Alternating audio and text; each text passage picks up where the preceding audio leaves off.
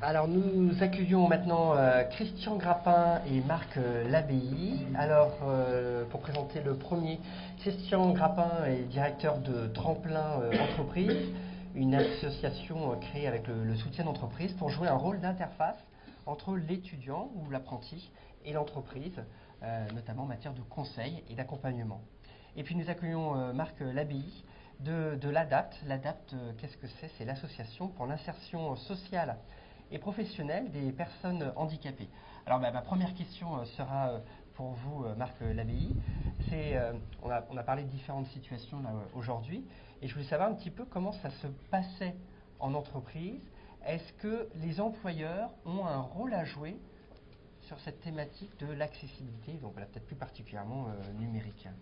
Alors effectivement, votre question est intéressante. Les managers, notamment, ont particulièrement un rôle à jouer. Enfin, je crois que dans l'entreprise, il y a finalement trois volets qui interviennent. Il y a tout d'abord les ressources humaines qui ont cette volonté en fait d'ouvrir à la personne handicapée.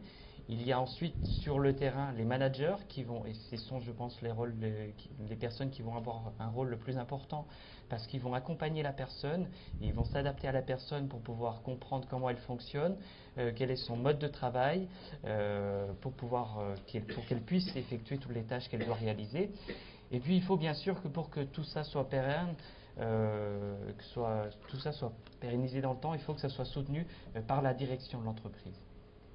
Alors, je crois savoir que les entreprises ont une obligation d'emploi, donc en fonction de leur taille, elles ont vocation en fait à accueillir 6% de collaborateurs en situation de handicap. Donc là, ça favorise notamment le recrutement, l'intégration. Est-ce qu'il y a une obligation pour les entreprises de faire quelque chose après en matière d'accessibilité une fois que le collaborateur est recruté son premier jour, voilà, on a eu des exemples, il a peut-être besoin d'un joystick ou autre chose. Est-ce que c'est à lui de venir avec son matériel ou est-ce que l'employeur, l'entreprise a un rôle à jouer? Alors l'entreprise a tout à fait un rôle à jouer puisqu'elle va s'adresser notamment à un organisme tel que la GFIP pour pouvoir faire les demandes de poste, enfin, les aménagements nécessaires, c'est-à-dire que c'est à l'employeur de demander à la personne un peu quels sont les aménagements dont la personne a besoin. Et ce également, je pense, c'est à la personne de le formuler. Alors nous, c'est vrai qu'on insiste beaucoup pour que les personnes soient à l'aise dès le départ avec leur handicap, pour démontrer que le handicap, c'est pas véritablement quelque chose qui va les pénaliser dans leur travail, et que véritablement ils sont à l'aise avec ce handicap, qu'ils ont juste besoin d'aménagement, et qu'en ayant ces aménagements, cet accompagnement, ils pourront travailler comme les autres, voire mieux que les autres. D'accord. Donc je suis employeur, voilà, j'ai recruté un collaborateur en situation de handicap. J'ai travaillé avec lui, j'ai préparé son arrivée, je lui mets à disposition le matériel qu'il faut. Donc ça y est, j'ai fait ce qu'il fallait. Est-ce que je m'arrête là? Alors c'est ce que je disais, c'est qu'ensuite le matériel ne fait pas tout, il faut également un accompagnement de la personne, alors selon aussi son degré de handicap, et puis en fonction de, très concrètement, par exemple, on a suivi une personne qui était déficiente visuelle, qui était sur un plateau en tant que téléconseiller. C'est vrai que son manager l'a beaucoup accompagné pour l'aider au départ à prendre rapidement conscience de comment fonctionne son logiciel, parce qu'effectivement, la problématique, par exemple, de la déficience visuelle, c'est de voir les choses de manière globale, de manière séquentielle. Et c'est vrai qu'effectivement, avoir quelqu'un qui vous explique au départ un peu comment est fait l'écran, comment il est constitué, ça aide pour avoir une vision plus globale, et pour effectivement savoir comment chercher l'information plus rapidement et plus aisément. Et alors les managers dans cette tâche-là sont-ils eux-mêmes accompagnés Alors effectivement, nous on se donne pour objectif dans les personnes qu'on suit, de pouvoir éventuellement les accompagner s'il y a besoin. Effectivement, on fait de la sensibilisation auprès des managers, s'ils en ressentent le besoin. Voilà. Je dirais également que, on y reviendra peut-être plus tard, mais qu'effectivement, la notion d'accessibilité doit être vue comme l'accessibilité pour tous, et qu'effectivement, il y a des raisons objectives qui conduisent les entreprises ou qui doivent conduire les entreprises à rendre les choses accessibles. C'est au-delà même du fait qu'il faille être altruiste et qu'il faille penser aux personnes handicapées, il y a des raisons tout à fait objectives qui conduisent les entreprises à rendre cette accessibilité. Alors je ne sais pas quand est-ce qu'on reviendra à cette problématique, mais Bon, on va peut-être avoir l'occasion d'y revenir peut-être avec le public. Michel Grappin, donc de Tremplin Entreprise, donc vous accompagnez de jeunes personnes, des étudiants. À quel moment ce thème de l'accessibilité est abordé? Est-ce qu'il est abordé avec vous en entretien déjà? Alors le thème de l'accessibilité est abordé dès le premier entretien, puisque justement le principe de Tremplin, c'est d'accueillir chaque jeune, puisque vous l'avez dit, c'est principalement des jeunes qui sont dans un parcours d'études, et d'évaluer avec eux leur situation actuelle. Situation en termes d'études, en termes professionnels, mais aussi en termes de vie quotidienne, de vie sociale. Et bien évidemment, à un moment donné, va apparaître le handicap, l'impact du handicap, qui peut être d'ailleurs modéré, dans la vie quotidienne, dans les études, dans le projet professionnel, et éventuellement les compensations qui sont mises en place. D'accord. Et alors, du coup, vous avez, dans votre rôle d'accompagnement, est-ce que vous communiquez ensuite à l'entreprise les besoins dont pourrait avoir besoin le jeune, l'étudiant? Comment ça se passe? Est-ce que c'est à l'étudiant d'en parler ensuite à l'entreprise? Quel conseil donner? Je ne sais pas. On a un double rôle. Ouais. Un double rôle, je dirais, éducatif.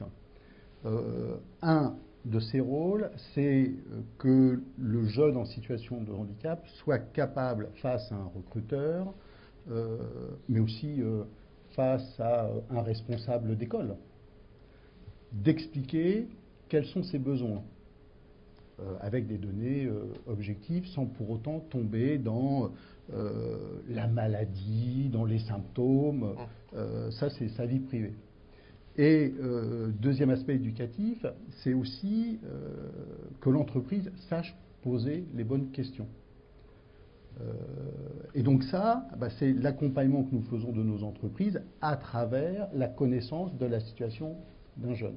C'est-à-dire que nous, notre travail, c'est là aussi pas de parler de handicap à l'entreprise, mais bien de limites, parfois même ceux qui ne représentent pas de limites, parce qu'avec les clichés, les stéréotypes, dès que vous parlez de handicap, c'est pour ça qu'il ne faut pas en parler, les gens s'imaginent tout un tas de choses.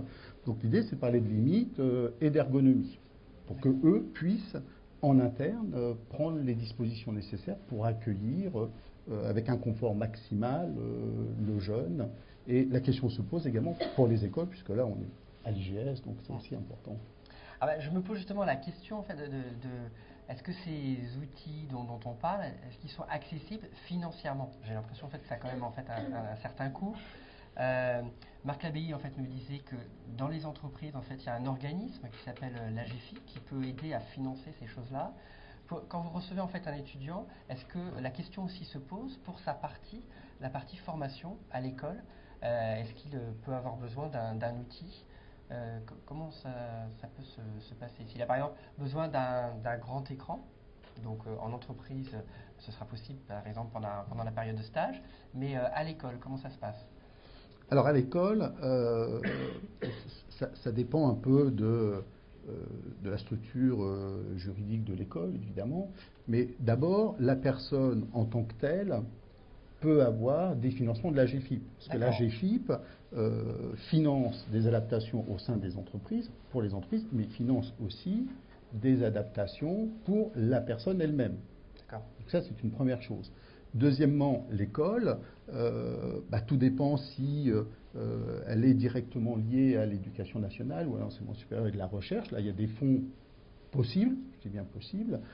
Si elle n'est pas éligible à l'exploitation de ces fonds, eh bien, il faut qu'elle trouve des fonds. Alors, certaines entreprises peuvent être sollicitées, ça vous le savez, et certaines abondent bien volontiers à l'équipement des jeunes dans leur parcours de formation. D'accord, merci.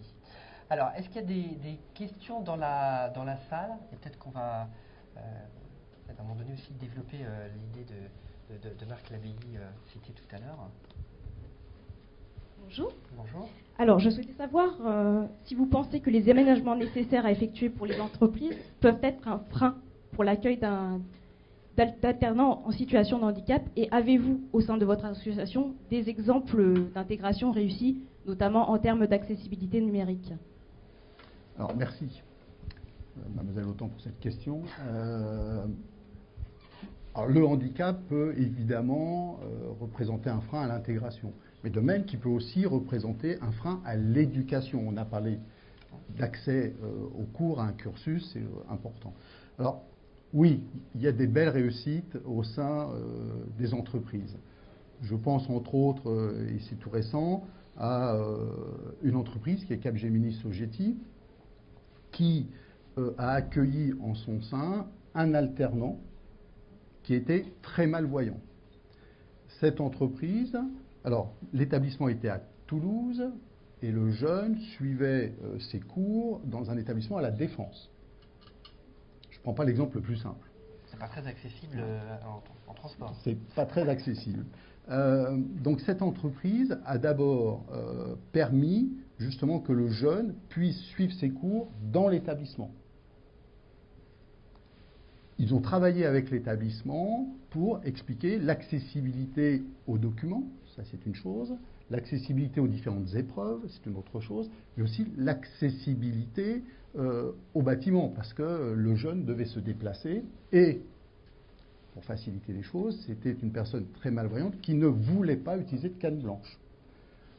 Donc l'entreprise a mis en place un apprentissage à la locomotion pour que ces déplacements soient beaucoup plus faciles. L'entreprise a fait la même démarche à Toulouse.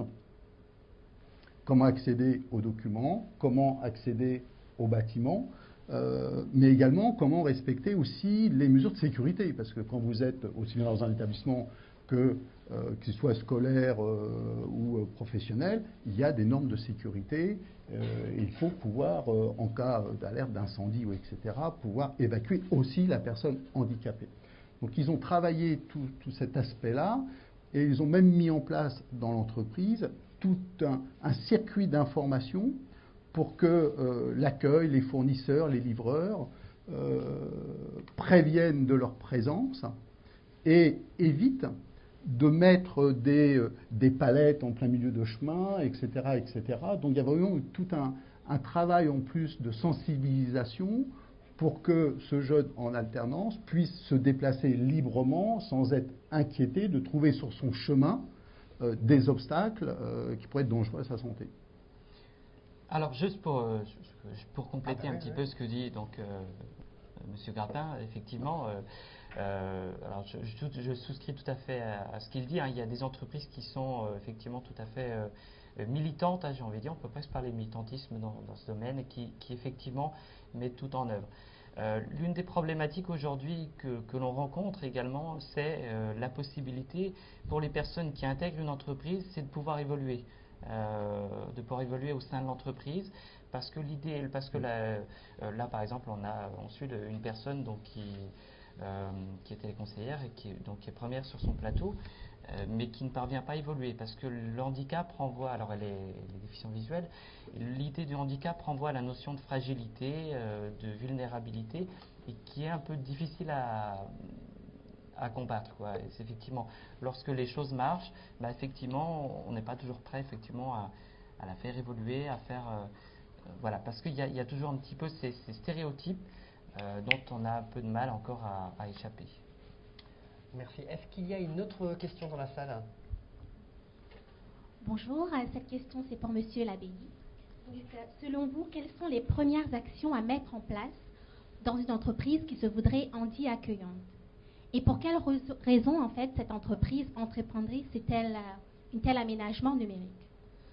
Alors, je dirais effectivement qu'il y a des raisons, comme je disais tout à l'heure, objectives pour effectivement rendre accessible un site internet. Alors ça peut être de l'intranet aussi, hein, puisqu'effectivement aujourd'hui les entreprises fonctionnent par intranet, donc la problématique reste un peu la même. Alors il y a des raisons très simples. Tout d'abord, un site qui est structuré, qui est hiérarchisé, qui a des titres, c'est un site qui est compréhensible pour tout le monde, et donc du coup qui donne une meilleure qualité de service. Donc qui dit meilleure qualité de service, dit meilleur retour, et donc plus de clients potentiels pour l'entreprise. Une autre raison, c'est par exemple la possibilité d'accompagner, d'utiliser plutôt du texte que de l'image. Alors il y a deux raisons essentielles à ça. Par exemple, ça va être notamment que l'image, c'est lourd. Effectivement, c'est lourd, et notamment pour les personnes qui utilisent des mobiles. Alors pas forcément des iPhones, parce que je crois que les iPhones, ça a un très bon débit, mais on va dire les mobiles de base, pour qu'ils puissent aller sur des sites internet, il ne faut pas qu'il y ait trop d'images, parce que sinon on va mettre 10 minutes pour télécharger une page, et donc du coup on perd totalement en efficacité. Alors qu'effectivement, si on a du texte, effectivement, c'est moins lourd. C'est moins lourd aussi à entretenir. Un site internet qui a beaucoup de graphiques, beaucoup d'interactions, effectivement c'est beau, mais ça coûte, c'est très onéreux. Alors que si on fait que du texte, effectivement, la conséquence directe, c'est que ça coûte moins cher. Alors ça coûte moins cher pour celui qui va l'entretenir, et puis même l'entreprise pourra voir elle-même l'entretenir. Il y a également le fait d'utiliser que du texte, c'est qu'il faut bien comprendre que si on utilise des images, les images, Google il connaît pas, donc il peut pas relever, en fait, identifier ces pages. Si on utilise des pages avec des images, c'est une perte de coût financier pour l'entreprise, parce qu'elle ne sera pas indexée par Google. Et donc si c'est pas indexé par Google, c'est une part de marché qui est perdue pour l'entreprise. Donc je pense qu'il y a vraiment des notions très simples qu'il faut développer. Je pense que l'accessibilité uniquement pour les personnes handicapées, effectivement ça marche pour certaines entreprises. Il y a des gens, heureusement, sur Terre qui sont altruistes, mais l'humain est un peu égoïste. Je pense qu'il faut revenir sur des choses beaucoup plus basiques qui font qu'effectivement il y a des raisons objectives qui permettent de plus se baser sur pourquoi rendre accessible. Il y a d'ailleurs BrailleNet, dont on n'a pas parlé, qui existe depuis un moment maintenant, qui édicte toute une règle, des normes en fait un petit peu sur l'accessibilité, mais surtout qui explique de manière pédagogique pourquoi rendre son site accessible, et qui développe un peu l'accessibilité universelle, et pourquoi c'est bien, et pourquoi c'est bien pour tous, quoi. Voilà. D'accord. Merci beaucoup Marc Labbaye, merci Christian Grappin. Merci à vous. Et à très bientôt. Merci. Merci.